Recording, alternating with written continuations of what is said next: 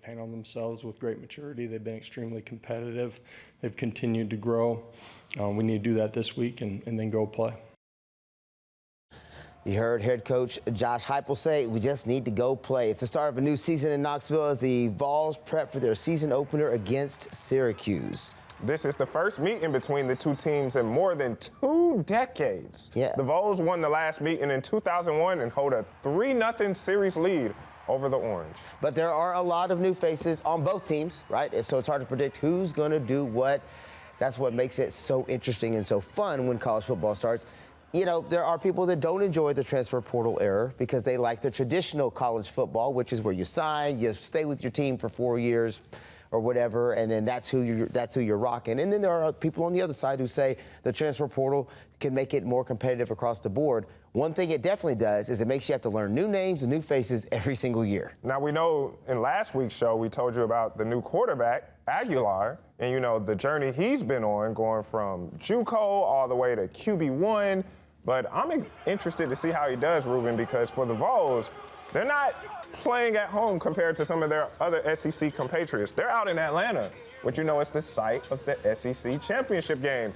And the Vols, as a team that made the playoffs last season, they have aspirations to get back to the playoffs. And I think the most straight and narrow route to back to the championship, get into the SEC championship game. Well, I mean, and when you're in the SEC, you always have a chance to get to the playoffs, right? Just because of the conference that you're playing in. But obviously, if you can make it to the SEC championship game, and if you win it, you're a lock. The trick with the Vols will be how quickly Aguilar picks up the offense and keeps the offense moving. Obviously, a lot of drama in the offseason with the QB1 change and somebody going to UCLA and somebody from UCLA coming over to Tennessee. So all of that became kind of a drama and a soap opera in and of itself. But now it's just the time for football. I do believe that Coach Heupel, I covered him when he was in high school, believe it or not, and when he was at OU. That's how old I am. So I'm old as dirt. But I believe his system that's in place, I believe that whoever he plugs in that spot will be able to perform in that system because he comes from Bob Stoops. You know what I'm saying? And Bob Stoops was about that system, and that's what Coach Heupel is going to be doing. He's going to be plugging people into his system to do what they're supposed to do. And I think people are going to be pleasantly surprised. Now, my question for you, Ruben, do you think that the game against Syracuse is a trap game? Now, let me tell you why it might be. Syracuse is no slouch. They're an ACC team. They were a good program last year, good head coach in Fran Brown. You know he's going to get his guys ready. This is the game for Syracuse to show that they are somebody. Do you think this is a trap game?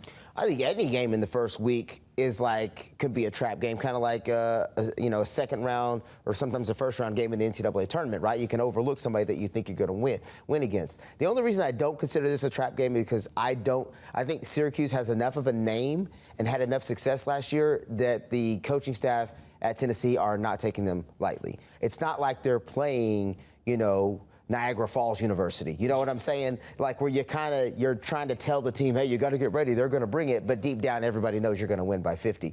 That's not one of these games. I would say the Georgia State game with Ole Miss has more of a potential to be a trap type game because you can overlook an opponent that you know you're supposed to beat. Yeah, they're going to beat them by 100. But I'm just saying that type of game can be more of your trap game than this because it's two marquee named programs. Even though Syracuse isn't always been a marquee in football, even though they did have one of my all-time favorites play there, it is QB. Oh, come on now. And so this is a game that I believe Tennessee is not going to take for granted. Do you think that coming off of last year's playoff run and the sour taste in their mouth of getting spanked by Ohio State, do you think that kind of gives them an extra onus to kind of really put that behind them? Because, yeah, you could say new season, new me, but you're as good as when we last saw you. So do you think that aspect, that cloud over their head, that Heupel's going to have the guys like, yeah, we need to reassert ourselves as a playoff contender? I think 10 years ago when guys signed to a school, stayed with the school for 4 years, how many of those guys that are going to be making plays this year are going to be guys that were directly impacted in last year's game, right? Fair. In this new era of, transfer portal, it's not that same tied to your university that it was several years ago. This is more business than it used to be. And so these guys are going out there to do a job, and many of them are getting paid good money to do it. Yeah. And so this idea that, hey, Ohio State whooped us last year and we're coming for the payback doesn't really ring true for everybody, because some of those guys weren't even there. You know, and some of those guys are there for a paycheck. And so I think it may hold, you know, the coaching staff can hold it as a little bit of a, you know, a carrot in the air. Hey, they gave it to us last year, we're going to give it to them back. But I don't think in college football it holds the same as it used to. And so, unfortunately, whether you feel about how you feel about it or not, I kind of feel like that's what's happening right now. What do you think about Josh Heupel? I mean, I like he just signed that new deal. Till 2030. Do you think that this deal obviously cements him with the Vols for a long time, but do you think he's one of the more upper echelon coaches in the SEC? I do. I think he's a good young up and coming coach, and I think you can add that into your betting segment that we're going to do after this. I liked what you did right there. You like All it. right.